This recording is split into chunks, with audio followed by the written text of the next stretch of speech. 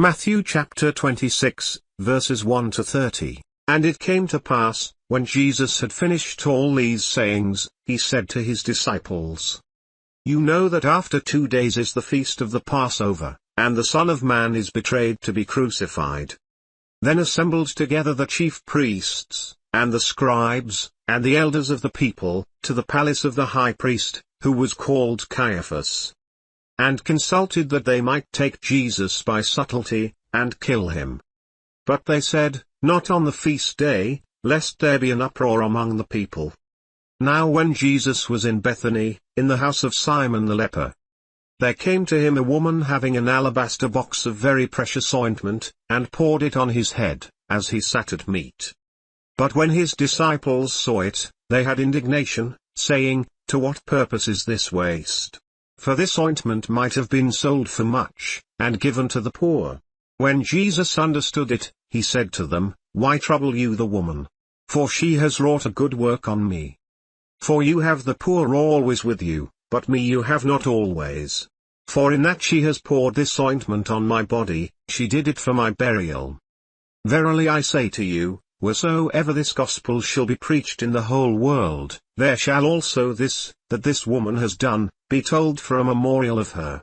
Then one of the 12, called Judas Iscariot, went to the chief priests, and said to them, What will you give me, and I will deliver him to you?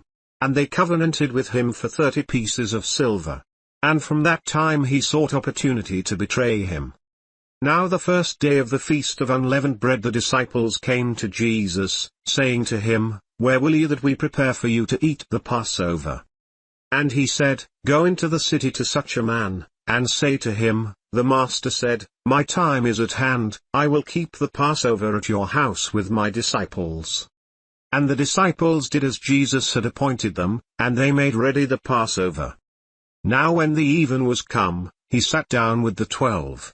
And as they did eat, he said, Verily I say to you, that one of you shall betray me. And they were exceeding sorrowful, and began every one of them to say to him, Lord, is it I? And he answered and said, He that dips his hand with me in the dish, the same shall betray me.